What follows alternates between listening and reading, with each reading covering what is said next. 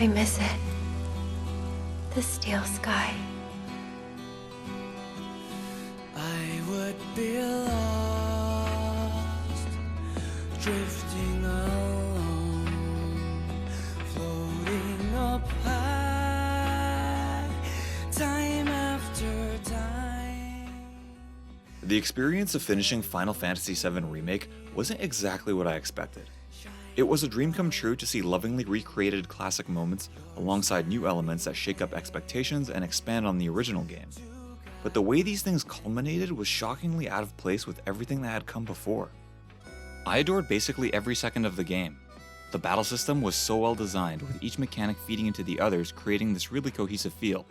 The world was lovingly recreated, with each iconic location looking as it did in my imagination. And the characters were true to their original 90s characterization, but were more fleshed out and felt really grounded within this world. I loved it. But my first impression of the ending felt like slamming into a brick wall after blasting across the highway at top speed. That first Sunday night after release, I hit credits, and I just sat there on my couch trying to take it all in. My phone flashed with a text from my brother. He had just hit credits within the same minute I did, and was also in a bit of shock after that ending. The game I loved for the first 99% of its runtime took such a drastic turn in its last 30 to 45 minutes that it ended up souring my impression of the ending. Final Fantasy VII Remake's ending is the culmination of a minor but new plotline that ends up undermining much of the world building, character moments and motivations, and even the notion of a remake itself. This isn't a review of Final Fantasy VII Remake, but an examination of one small part of it. If you want a full game review, there are a ton of more popular YouTubers you can copy your opinions from. I'm going to be a bit more specific here in discussing the narrative choices and storytelling goals of the final act. I'll be discussing spoilers for both the remake and the original PS1 game, so there's your warning. I want to start by saying I don't dislike change. Hell, I loved most of the changes I had seen up until the ending. The changes from the source material were minor, but helped serve the slower, more expanded pace of the remake, and often benefited the character's development. Despite the effort to establish a believable world and characters, Final Fantasy VII Remake's ending breaks from the natural approach taken by the rest of the game in order to convey a specific message to the player as clearly as possible. Prepare for this remake series to break away from the original narrative. Instead of just writing the game to be different, which I believe a lot of players would accept, the writers use an extremely heavy-handed approach here. Trying to convey a parting message isn't a bad thing, but this lack of subtlety feels at odds with the way the rest of the game has been presented, and I feel it undermined a lot of the previous work the writers had done. This ending is entirely based upon the Whispers subplot. These guys stood out for the whole game, in part due to how uniquely separate they felt from the rest of the world. They keep intervening in the plot for an unknown purpose for most of the game, and are not directly tied to anything else in universe. Their inclusion was not inherently bad, but their interactions felt convoluted and seemingly came out of nowhere. From the moment I first saw them, I knew these guys would probably be the most divisive change, because the rest of the game had pretty fantastic alterations otherwise. I thought Final Fantasy VII Remake did a really good job of making all of the new elements feel grounded in the world of Midgar. Even when things get wild with the introduction of characters like Roche, the narrative was able to justify these additions by providing in-universe explanations or setting the stage for these events to believably take place. Roche is a third-class soldier, and it makes sense there would be other high-ranking soldiers around Midgar. I bought his introduction because he was still a part of the world. Yeah, he is over the top and extra, but I think that plays into the mystique of soldiers being powerful, genetically engineered warriors. Even though he is completely new, he fits within the world because of his connection to the established elements we are already familiar with. One of the best parts of this remake was the quality of the writing and the voice acting. Their characters felt more fleshed out, but still true to their original depictions. The writers were able to nail that 90s JRPG feel while also making it believable in this semi-realistic style. Through the dialogue of the primary characters and even various townspeople, I really got the sense that the people of Midgar had lives outside of the events on screen. Jesse's family and past at the Gold Saucer, Big's history with the Leaf House, and the expanded Avalanche organization are just a few examples of new additions that I felt added more to enrich the world beyond what was portrayed in the source material. The evolving emotions from the Avalanche crew as they grapple with their feelings on the bombings did a lot of work in grounding these people. A great example of the more fully fleshed out world occurs in Chapter 3, when Cloud arrives at the Sector 7 slums and spends the night at the Stargazer Inn. He's woken up by a strange noise coming from the adjacent apartment and gets up to see what the problem is. Stepping outside to check on his neighbor, Cloud opens the door and sees a vision of Sephiroth. Confused, he attempts to get into a fighting stance, but he can't pull out his sword because the thing is too damn big for the doorway. I love this scene because it's the perfect microcosm of how the developers thought about the detail necessary to make the characters feel grounded. Which is why the whispers felt so out of place. They were the only new element that felt disconnected. But we do eventually find out their true nature thanks to Red 13. In the opening to Chapter 17, Red explains the true nature of the ghosts. Perhaps best described as arbiters of fate. They are drawn to those who attempt to alter destiny's course and ensure they do not. Like capital D? Destiny? Yeah, capital D Destiny. They've been interfering throughout the game to make sure the events stay in line with the original Final Fantasy VII. And this conversation is the point where it all starts to fall apart for me. The concept of struggling against the will of destiny is pretty cliche and overdone in shonen-esque JRPGs at this point, and being so on the nose with that extreme cliche felt at odds with the existing plot. Because of their meta purpose, Red explaining the whispers at this late stage of the game doesn't make their previous appearances feel justified. It just throws any subtlety out the window. If the new material and changes were naturally built into the plot, that would be fine, but calling them out as some omniscient force that has to make sure destiny remains on track, it's about as subtle as a jackhammer. Every appearance of the whispers felt like taking the characters away from the plot, just to point at the player and say, hey, we know this is a remake, isn't this weird and different? Why did the whispers have to attack the bar and injure Jesse before the second bombing run? Why couldn't that same plot beat happen naturally? At that point in the game, you just went through a new, extended sequence with the Avalanche crew for Jesse's secret mission. It would have made sense that she got hurt in the escape from the Shinra warehouse, and there are a million ways you could have that feel natural. Maybe she could have been attacked by Shinra troops, or even hurt in a rough parachute landing. In President Shinra's office, Barrett gets stabbed and revived by the Whispers only as a way to prove Red's explanation further. Because it's the first time they take big action after you learn their purpose, it feels like a heavy-handed way of showing this effect to you now that you know how they work. The writers are practically asking the player, do you get it? Popular fantasy and sci-fi author Brandon Sanderson talked about this type of tell then show narrative device in one of his recent BYU lecture recordings uploaded to his YouTube channel. And you will find, if you actually look at your writing, you will be using a lot of meaningless words. You'll be doing a couple of things. I do this a lot in my first drafts. You will be doing what we call a tell then show. This is where your paragraph starts with like a line kind of explaining that, he was a really nervous person. And then your next line is, he sat at the table tapping his pen against it and moving his foot like this. That is what we call a tell then show. The show is enough. You don't need to have a thesis sentence in your paragraph telling us what you're going to then show us, but we do it a lot because as writers, we're trying to organize our thoughts, and then we go on to the show. You will find these all the time still in published books where the author didn't catch that one and delete it out. You want to learn to delete those out. Sanderson is exactly right here. If the purpose of the Whispers wasn't explicitly told to the players, this scene wouldn't feel so obvious in its intention. If Red hadn't told us what the Whispers did, I think the scene would have been the last nudge a player would need to figure it out on their own, which would have been a much better method to convey this point. During the climax, Cloud and the gang rescue Aerith and escape from Shinra HQ. The action culminates in an insanely bombastic moving boss fight along the highway. The ramp-up of larger-than-life elements fits better during the Shinra building sections because the game is building up to it, and these events are still taking place within the world driven by the character's actions, unlike the ending with Sephiroth. The end of the highway is where many assumed the end of the game would take place, but Final Fantasy VII Remake continues for one final twist. Chapter 18. The Midgar arc of the story ends on the highway as dawn begins to break and our party looks out over the horizon. Final Fantasy VII Remake adds an entirely new ending and second climax. After the player has already gone through several incredibly climactic boss fights recreated from the original game, they meet Sephiroth, who has more absurd, cryptic dialogue for them before disappearing through a portal. All of a sudden, our characters stop speaking like the more fleshed out people they once were and start talking about vague concepts of destiny and freedom that have no basis in the plot or their perspective in this world. The writing takes a noticeable dive in quality as the characters no longer feel like themselves anymore. During my first playthrough, I immediately noticed how different this writing felt, to the point where I said out loud to my TV, "These aren't the same characters anymore, what happened?" This type of writing persists as the party steps through the portal to find a massive whisper, bigger than the city of Midgar itself. If they defeat this thing, they'll have attained true freedom by ending the influence of destiny. This ends up being an overly long semi-boss rush that spoils one of the most important moments from the original game. The characters are given visions of future events, scenes which I'm pretty sure are just taken from Advent Children, including the holy materia dropping to the floor and Cloud laying Aerith to rest in the pool of water at the Forgotten Capital.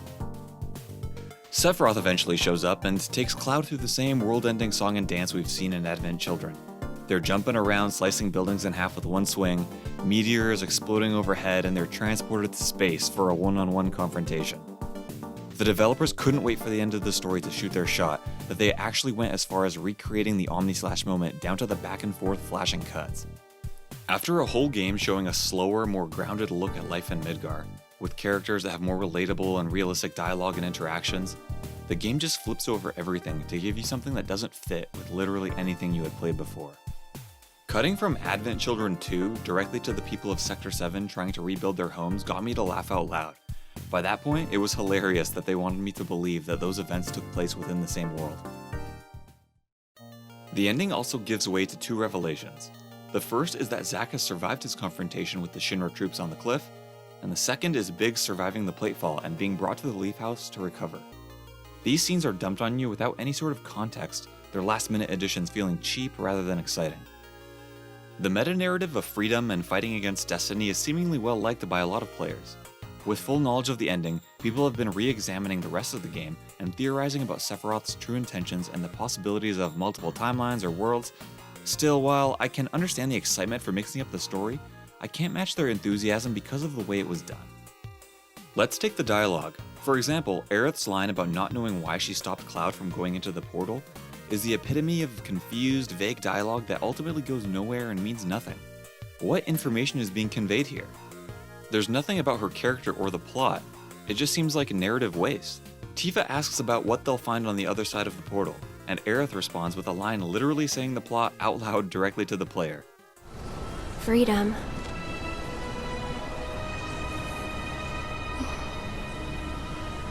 Boundless, terrifying freedom. This just feels like the writers talking down to the audience. They need to make it so visible that things will be different, that they forego any attempt at making it seem natural. They just have to flat out tell you what's happening. And this kind of overwrought, directly speaking to the audience type of dialogue undermines the more subtle work done by the rest of the game. The conversation is obviously meant to imply that with the defeat of the Whispers, the story will be open to even more change. If the events of this game were held to the beats of the original story, then the future will be wide open for even more alterations. Most of Sephiroth's dialogue is framed in a similar way, meant to be taken as meta versus any sort of portrayal as an actual character within this world. He ended up feeling about as disconnected as the Whispers. The only mention he gets from non-Cloud characters is acknowledging that he was a war hero. When Sephiroth shows up in front of Jenova, none of the characters directly respond or ask questions. I expected something, but we didn't get anything, even from Tifa, who has a history with Sephiroth. Barrett didn't ask who that was, he never asks who that is or what his deal is. Any acknowledgement of Sephiroth at all would have been nice. The problem of dialogue being directed at the player as a wink and a nod also bleeds into the plot beats themselves. Like I said before, in the fight against the Whispers, the party gets visions of the future. In addition to all of the explicit dialogue, they now feel the need to directly show you the stakes of what can change, including, but not limited to, Aerith's death. This type of scene is a narrative promise, and I'm worried this promise will further dilute what was so powerful and memorable about the original Final Fantasy VII. Despite their push for freedom, this project started as a remake. By moving further away from the original and creating something new, they risk losing the purpose of the initial project and getting in the way of the story being told. There's always the chance to improve upon or elevate the original material, but based on this ending, my confidence for that outcome is a little bit shaky. Aerith living would fundamentally change the nature of Final Fantasy VII as a whole. Its themes, world, and characters were built around this. It's also entirely possible that they set this up, but Aerith still dies, taking the audience through a roller coaster of emotions as they start to think she'll live, only to be hit much harder when that particular fate can't be avoided. It seems like a method the writers could take to make the impact of that moment hit even harder for those who have played the original. But why even bring up the concept of fighting against destiny if they don't apply that to the single most significant moment in the entire story? I'm really curious about this, as the original game's entire plot and themes are hinged around Aerith's death, and how the characters grapple with the aftermath. In Final Fantasy VII An Oral History by Matt Leone, members of the original development team discuss Aerith's death. In this interview, Nomura says, "The theme of Final Fantasy VII was life, and we sacrificed Aerith in order to give weight and depth to that theme. Her death is a tragedy, but if we suddenly just killed off everyone else after that, it would dilute the meaning of her death. With life as the theme for Final Fantasy VII, I thought we should try depicting a character who really dies for good, who can't come back. For that death to resonate, it needed to be an important character. So we thought killing off the heroine would allow players to think more deeply about that theme." Considering the themes of life and death, I also think Zack is relevant to this point as well. His death is one of the most impactful moments in Cloud's life and sets up his entire character arc. How will this new change affect the story going forward? I hope that whatever direction they choose to go, their decisions are made to reinforce the themes of the original game, instead of getting lost in what they believe an audience will think is cool. The frustrating thing is that this remake has demonstrated it can weave in differences to the plot much more smoothly than the attempt it ends on. A great example is Wedge's survival of the plate tower attack, a change that pays off because Wedge continues to impact the story. One of this remake's best elements is when it can make familiar plot beats and moments feel fresh by remixing the details along the way. Wedge now gets to interact with Aerith, assist the evacuation of Sector 7, and comes back to provide a way out of the Shinra building. Unfortunately, the ending messes with this element of the plot as well, as Wedge is pulled out of a window for unknown reasons and meets an unknown fate. The sacrifice of the other Avalanche members is undermined by Big's survival as well. There's no way he could have been pulled from that situation in the state he was in, and he just magically appears to be recovering at the Leaf House. Having a big death scene during the emotional climax of the game, and then reversing it at the last minute feels really cheap. Because the ending is so jarring, I get the feeling that a different author may have written it, or it could have been written at a different time than the rest of the game. Of course, that's just speculation, but it's the only way I can envision such a drastic difference in storytelling goals and style. The style shifting to something reminiscent of Advent Children deflated a lot of my positive feelings going into the end of the game. It's emblematic of the worst elements of the compilation of FF7, style with no substance. Not only is it poorly done from a storytelling perspective, but this nondescript gray hurricane with floating concrete debris and two guys flying around swinging huge swords at each other, it's just kinda lame and serves to undermine the depiction of combat throughout the game. Remember that scene I praised earlier, when Cloud's sword gets stuck on the doorway? That scene felt like a microcosm of the direction the remake was going. Expanded and different, but grounded within a believable world. A scene like that felt so far away, while Cloud and Sephiroth have their over-the-top sky battle. Those two scenes just didn't mix, and by ending on that note, I felt like my confidence in the writing style had been shaken. Theories about the future of the remake story are everywhere online, and most of them have to do with alternate timelines. These theories cite a bunch of details, like the character Stamp having a completely different design in Zack's cutscene versus his portrayal during the rest of the game. This difference seemingly hints at Zack's survival taking place in another timeline or an alternate dimension. There's also speculation that due to various dialogue throughout the game, Sephiroth and Aerith seemingly are aware of future events. One of the more popular theories that I've seen is that Sephiroth knows what happened in the first game and is trying to change events to work in his favor. While I appreciate the details that go into these theories and the collection of evidence in the game, I'm not really excited by these narrative directions. No one complained that Final Fantasy VII didn't have enough story. We already have a narrative and we already have motivation for the villain. Adding new timeline shenanigans feels like the writers are trying to solve a problem that doesn't exist. The idea that a post-Advent Children Sephiroth is going to the past to turn events in his favor doesn't add anything to his character or his original motivation. Bolting this on doesn't add meaning or purpose, it just feels shallow. An ending can say a lot. Not only is it the last impression you want to leave your audience with, but in the case of a series, it's also a promise for the future. Of course, we don't really have a good idea of what will come next aside from the most basic plot points, but we did get a glimpse into what can be, and what to expect moving forward. Final Fantasy VII Remake does so much good. Like I said, I love this game a lot in pretty much every other aspect, but with an ending this odd, I can't help but be extremely wary of the future. As I was making this video, the Final Fantasy VII Remake Ultimania book was released. In that publication, an interview quote from producer Yoshinori Kitase stood out. When asked about the future of the remake story, he had this to say. "From here on out, we're not drastically changing the story and making it into something completely different from the original. Even though it's a remake, please assume the story of Final Fantasy VII will continue as Final Fantasy VII always has." Obviously, this translation isn't perfect, but I think the meaning behind his statement is clear. He wants to assure people that the game will still adhere to the original plot. On one hand, I would be happy if they just did a straight-up remake, but at this point, they've set up so much to be different that it would feel awkward to ignore these massive plot elements and promises for the future. If the idea that literally defeating the physical manifestation of destiny doesn't pay off in a meaningful way, then this whole plotline will feel even worse in hindsight. I'm left with one question. Will this really be an unknown journey?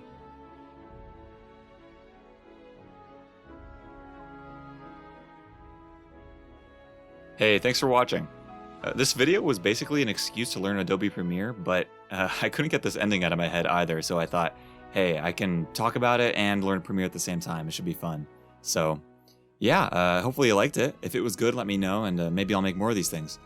It was fun to make, but it was definitely a lot of work too, so hopefully it turned out well, and I know what to do to make the process a lot smoother in the future, so yeah, thanks again.